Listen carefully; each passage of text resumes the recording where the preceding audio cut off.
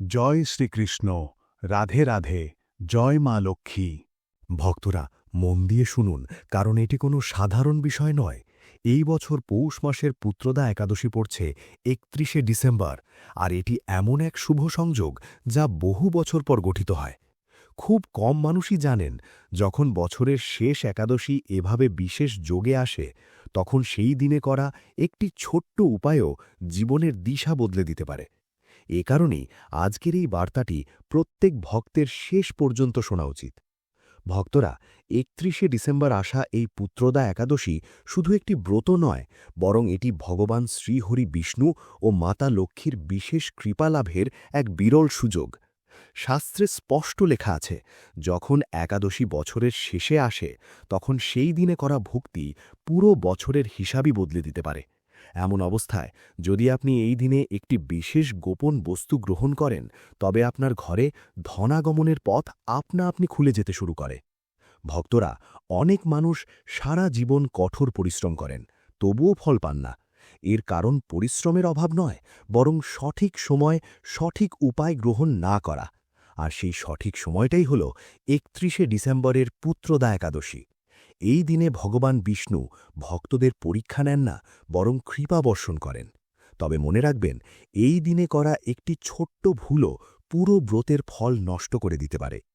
এই কারণেই ভক্তরা, আজকের এই ভিডিওতে আমরা আপনাদের বিস্তারিতভাবে জানাব ৩১শে ডিসেম্বরের পুত্রদা একাদশীতে ব্রতে কোন জিনিসটি অবশ্যই খেতে হবে, কোন খাদ্যটি ভুলেও স্পর্শ করা যাবে না, এবং বছরের শেষ দিনে আসা এই একাদশীতে কোন কোন কাজ করলে মাতা লক্ষ্মী চিরতরে ঘর ত্যাগ করেন।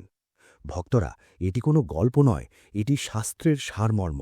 যে ব্যক্তি অসম্পূর্ণ তথ্য নিয়ে ব্রত পালন করেন, তিনি অসম্পূর্ণ ফলই পান।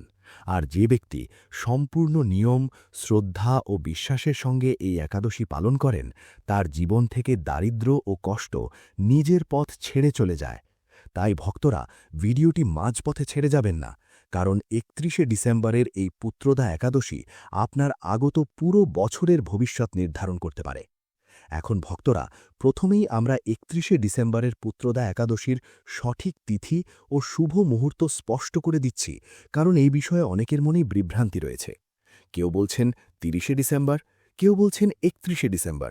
কিন্তু ভক্তরা, সনাতন ধর্মে ব্রত সর্বদা উদয় তিথি অনুযায়ী পালন করা হয়, এটাই শাস্ত্রের স্পষ্ট নিয়ম। হিন্দু পঞ্জিকা অনুযায়ী পৌষ মাসের শুক্লপক্ষের পুত্রদা একাদশী তিথি শুরু হচ্ছে ৩০শে ডিসেম্বর রাত প্রায় ১১টা ২৭ মিনিটে, এবং এই তিথির সমাপ্তি হবে ৩১শে ডিসেম্বর রাত ১০টা ৪৫ মিনিটে। কিন্তু যেহেতু একাদশী তিথির উদয় হচ্ছে ৩১শে ডিসেম্বর সকালে, তাই শাস্ত্র অনুযায়ী পুত্রদা একাদশীর ব্রত ৩১শে ডিসেম্বরই পালন করতে হবে। এই কারণেই ভক্তরা, যারা ৩০শে ডিসেম্বর ব্রত রাখার কথা বলছেন, তারা কেবল তিথির শুরু দেখছেন, উদয় তিথির গুরুত্ব বুঝতে পারছেন না। আর উদয় তিথি না বুঝে করা ব্রত পূর্ণ ফল দেয় না। তাই মনে রাখবেন, মূল ব্রতের দিন ৩১শে ডিসেম্বরই। এখন ভক্তরা, ব্রতের সবচেয়ে গুরুত্বপূর্ণ অংশ পারণের কথা বলি। অনেকেই সারাদিন উপবাস করেন, কিন্তু পারণের সময় ভুল করে বসেন, ফলে সমস্ত পুণ্য নষ্ট হয়ে যায়। শাস্ত্রে স্পষ্ট লেখা আছে, একাদশীর পারণ দ্বাদশী তিথিতে শুভ সময়ের মধ্যেই করতে হবে। ভক্তরা, বিশেষভাবে বুঝে নিন, যে ব্যক্তি একাদশীর ব্রত রেখে সঠিক সময়ে পালন করে না, তার ব্রত অসম্পূর্ণ বলে গণ্য করা হয়, আর অসম্পূর্ণ ব্রত জীবনে অসম্পূর্ণ ফলই দেয়।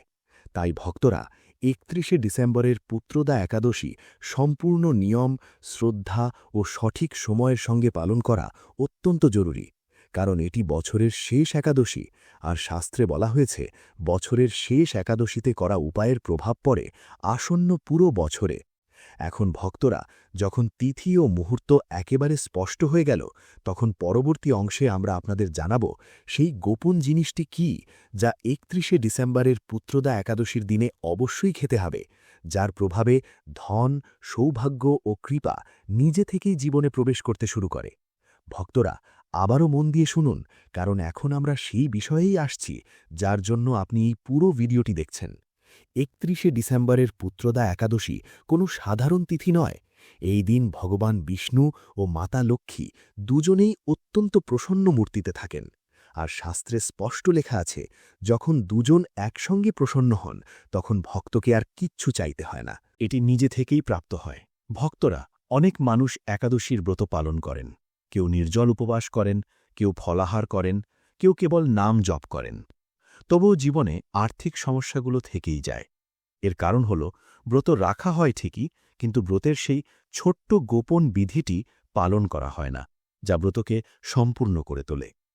শাস্ত্র বলেন, পুত্রদা একাদশীর দিনে যদি ব্রতের মধ্যে একটি বিশেষ সাত্ত্বিক বস্তু ভক্তি ও শ্রদ্ধার সঙ্গে গ্রহণ করা হয়, তবে সেই বস্তু আর সাধারণ খাদ্য থাকে না, তা প্রসাদে পরিণত হয়। আর যখন প্রসাদ শরীরে প্রবেশ করে, তখন তা শুধু পেট ভরায় না, ভাগ্যকেও জাগ্রত করে। এই কারণেই বলা হয়েছে, যে ব্যক্তি ৩১ ডিসেম্বরের পুত্রদা একাদশীতে সেই গোপন বস্তু গ্রহণ করেন, তার জীবনে ধন আসার পথ আপনা আপনি তৈরি হতে শুরু করে। তার আটকে থাকা কাজগুলো বিনা প্রচেষ্টায় সম্পন্ন হতে থাকে। আর যে ঘরে দীর্ঘদিন ধরে আর্থিক সংকট চলে আসছে, সেখানে ধীরে ধীরে স্থিরতা ও সচ্ছলতা ফিরে আসে। তবে ভক্তরা, এখানে একটি অত্যন্ত বড় নিয়ম রয়েছে। সেই গোপন বস্তু লোভের বশে নয়, বরং শ্রদ্ধা, সংযম ও নিয়ম মেনে গ্রহণ করতে হবে। যদি ওই দিন মনে সংশয় থাকে বা কেবল দেখানোর জন্য ব্রত করা হয়, তবে সেই উপায় নিষ্ফল হয়ে যেতে পারে। তাই ভক্তরা, পরবর্তী অংশে আমরা আপনাদের জানাব ৩১ ডিসেম্বরের পুত্রদা একাদশীতে কোন কোন বস্তু ভগবান বিষ্ণুকে ভোগ হিসাবে অর্পণ করা উচিত এবং সেই ভোগই কিভাবে প্রসাদ রূপে নিজে গ্রহণ করতে হবে। কারণ শাস্ত্রে বলা হয়েছে, যে ভোগ ভগবানের প্রিয় সেটাই ভক্তের জন্য কল্যাণকর। এবং একই সঙ্গে ভক্তরা, আমরা এটিও স্পষ্ট করে দেব, এই দিনে এমন একটি বস্তু আছে যেটি ভুলেও খেলে ব্রত ভঙ্গ হয়ে যায় এবং মাতা লক্ষ্মী সেই ঘর থেকে মুখ ফিরিয়ে নেন। তাই ভক্তরা, যদি সত্যিই চান যে নতুন বছর ধন, শান্তি ও স্থিতিশীলতার সঙ্গে শুরু হোক, তবে পরবর্তী অংশটি একেবারেই স্কিপ করবেন না।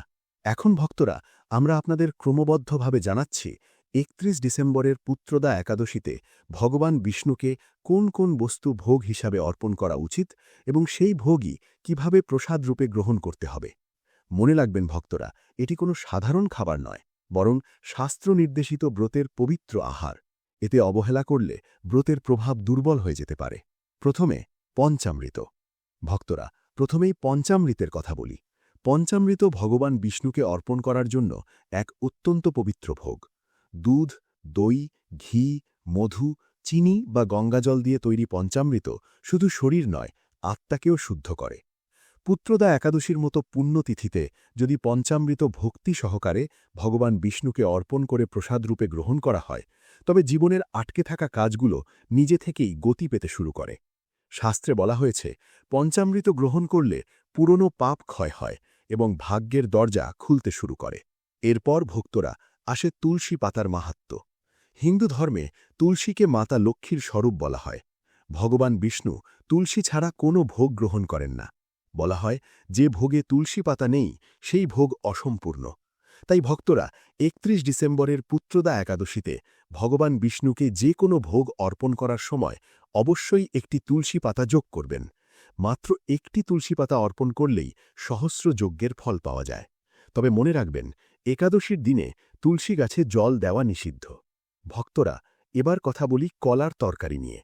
কলা ও কলা গাছ দুটি অত্যন্ত সাত্ত্বিক ও পবিত্র।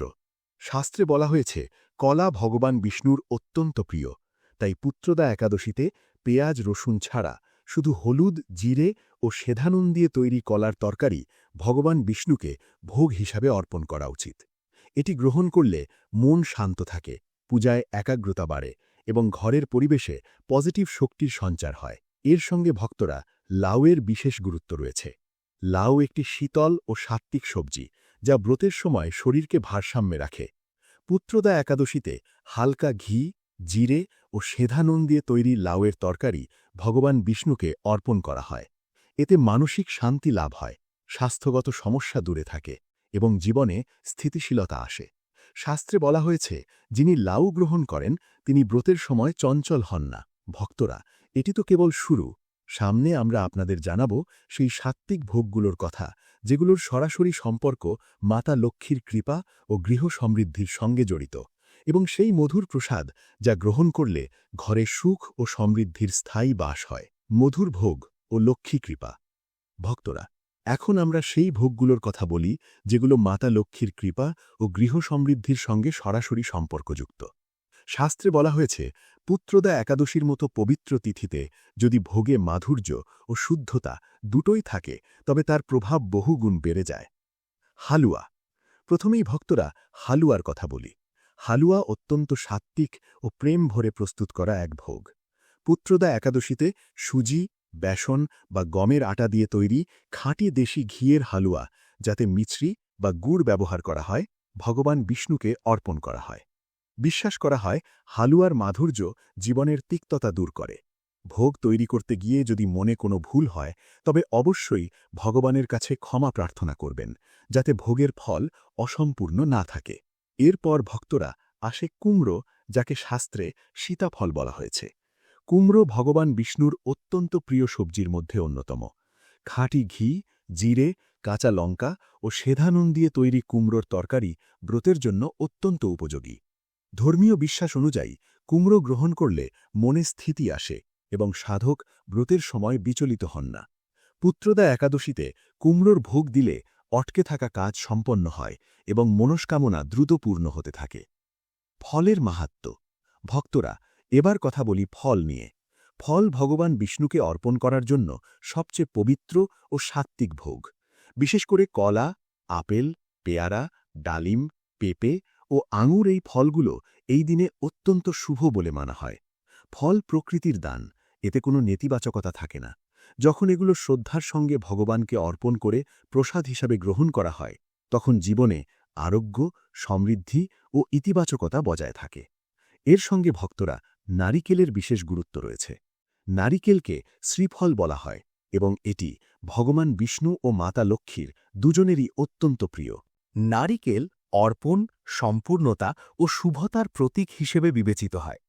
নারিকেল ফাটিয়ে তার জল ভগবানের উদ্দেশ্যে অর্পণ করা অত্যন্ত পুণ্যদায়ক। শাস্ত্রে বলা হয়েছে, নারিকেলের ৩টি চোখ ত্রিলোকের প্রতীক, যা ভক্তের সম্পূর্ণ সমর্পণকে প্রকাশ করে। পুত্রদা একাদশীতে নারিকেল অর্পণ করলে ঘরে মাতা লক্ষ্মীর স্থায়ী বাস হয় এবং আর্থিক অবস্থাও শক্তিশালী হয়। ভক্তরা, এতক্ষণে আপনারা জেনে গেছেন ৩১শে ডিসেম্বরের পুত্রদা একাদশীতে কোন কোন খাদ্য গ্রহণ করা শুভ। তবে ঠিক ততটাই জরুরি হল কোন কোন বস্তু এই দিনে ভুলেও গ্রহণ করা যাবে না। কারণ ভক্তরা, একটি ছোট ভুলই পুরো ব্রতকে নিষ্ফল করে দিতে পারে। ভক্তরা, এখন মন দিয়ে শুনুন। আমরা এবার বলছি সেই সব বস্তুগুলোর কথা যেগুলো ৩১শে ডিসেম্বরের পুত্রদা একাদশীর দিনে ভুলেও খাওয়া উচিত নয়। শাস্ত্রে স্পষ্ট বলা হয়েছে, একাদশী শুধু উপবাস নয়, এটি মন, শরীর ও চিন্তার শুদ্ধির ব্রত। তাই এই দিনে যদি তামসিক বা নিষিদ্ধ খাদ্য গ্রহণ করা হয়, তবে ভগবান বিষ্ণুর কৃপা পাওয়ার বদলে জীবনে বাধা ও কষ্ট বাড়তে পারে। ১. রসুন ও পেঁয়াজ। প্রথমেই ভক্তরা, রসুন ও পেঁয়াজের কথা বলি। রসুন ও পেঁয়াজ দুটিই তামসিক প্রকৃতির বলে মানা হয়। সনাতন ধর্মে ব্রত, পূজা ও পবিত্র কর্মে এগুলোর সেবন নিষিদ্ধ। শাস্ত্রে বলা হয়েছে, রসুন ও পেঁয়াজ মনকে চঞ্চল করে এবং ভোগাসক্ত চিন্তা বাড়ায়। পুত্রদা একাদশীর মতো পবিত্র দিনে এগুলো গ্রহণ করলে ব্রতের পবিত্রতা নষ্ট হয়। শুধু তাই নয়, ভগবান বিষ্ণুকে অর্পিত কোনো ভোগে যদি রসুন বা পেঁয়াজ থাকে, তবে সেই ভোগ গ্রহণযোগ্য হয় না এবং সাধক তার পুণ্য থেকে বঞ্চিত হন। দ্বিতীয় নিষিদ্ধ বস্তু হল ডাল। অনেকেই ভুল করে ব্রতের দিনেও ডাল খেয়ে ফেলেন, কিন্তু শাস্ত্রে পুত্রদা একাদশীতে ডাল সেবন নিষিদ্ধ বলা হয়েছে। ডাল ভারী ও হজমে কঠিন, এতে শরীরে আলস্য আসে এবং মনে অস্থিরতা তৈরি হয়।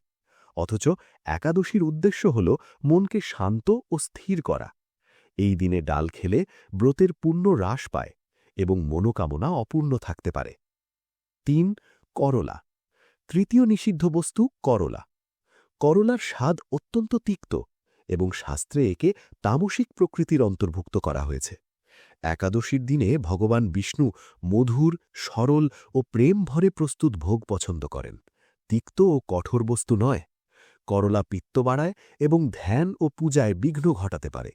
তাই ৩১শে ডিসেম্বরের পুত্রদা একাদশীতে করলা সেবন এড়িয়ে চলুন, নচেত ব্রতের পূর্ণ ফল পাওয়া যায় না। ৪. বেগুন। চতুর্থ নিষিদ্ধ বস্তু বেগুন। শাস্ত্র ও পৌরাণিক বিশ্বাস অনুযায়ী বেগুনকে ব্রত ও শুভ উপলক্ষে অপবিত্র মনে করা হয়। বলা হয় বেগুন তামসিক প্রবণতা বাড়ায় এবং পূজাপাঠে বাধা সৃষ্টি করে। একে রাহু ও শনির সঙ্গেও যুক্ত করা হয়। পুত্রদা একাদশীর মতো পবিত্র দিনে বেগুন সেবন করলে মনে নেতিবাচক চিন্তা আসতে পারে এবং ঘরের পরিবেশে অশান্তি দেখা দিতে পারে। ভক্তরা, এই কারণেই শাস্ত্রে স্পষ্ট সতর্কতা দেওয়া হয়েছে। একাদশীর দিনে নিষিদ্ধ খাদ্য গ্রহণ করলে মানুষ অজান্তেই নিজের পুণ্য নিজেই নষ্ট করে, আর যেখানে পুণ্য কমে যায় সেখানে মাতা লক্ষ্মীর স্থায়ী বাস থাকে না। এখন ভক্তরা, পরবর্তী ও শেষ অংশে আমরা আপনাদের জানাব ৩১শে ডিসেম্বরের পুত্রদা একাদশীর রাতে তুলসী গাছের সঙ্গে যুক্ত সেই চূড়ান্ত গোপন উপায়টি, যা মাত্র একবার করলেই ভগবান বিষ্ণু ও মাতা লক্ষ্মী অত্যন্ত প্রসন্ন হন। ভক্তরা, এবার আমরা আপনাদের জানাতে যাচ্ছি ৩১ ডিসেম্বরের পুত্রদা একাদশীর সেই শেষ এবং সবচেয়ে গোপন উপায়টি, যাকে শাস্ত্রে অত্যন্ত প্রভাবশালী বলে মানা হয়েছে। এই উপায়টি এতটাই সহজ যে অনেকেই একে হালকাভাবে নেন, কিন্তু যে ব্যক্তি এটি শ্রদ্ধা ও বিশ্বাসের সঙ্গে পালন করেন, তার জীবনে ধন, সুখ ও স্থিতিশীলতা আসা থেকে কোনো শক্তিই বাধা দিতে পারে না। ভক্তরা, পুত্রদা একাদশীর রাতে আপনাকে একটি হলুদ কাপড় নিতে হবে। সেই হলুদ কাপড়ের মধ্যে একটি বা দুটি মুদ্রা রেখে একটি ছোট পটলি বানান। এরপর সেই পটলিটি তুলসী গাছের সঙ্গে কালাবা বা কাঁচা সুতো দিয়ে বেঁধে দিন। মনে রাখবেন, এই কাজটি সূর্যাস্তের পরে এবং ঘুমোতে যাওয়ার আগে সম্পূর্ণ শান্ত মনে করতে হবে।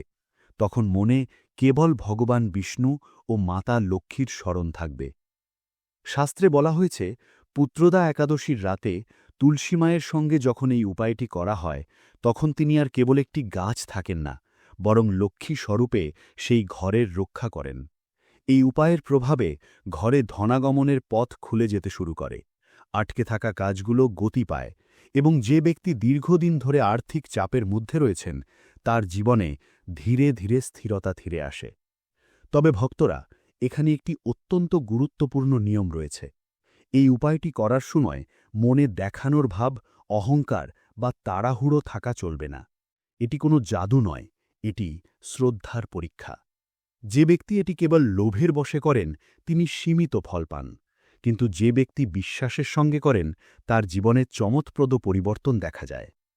ভক্তরা, এই দিনে ব্রহ্মচর্য পালন, ক্রোধ থেকে দূরে থাকা এবং কাউকে অপমান না করা অত্যন্ত প্রয়োজন, কারণ একাদশী কেবল খাদ্যের ব্রত নয়, এটি চিন্তারও ব্রত।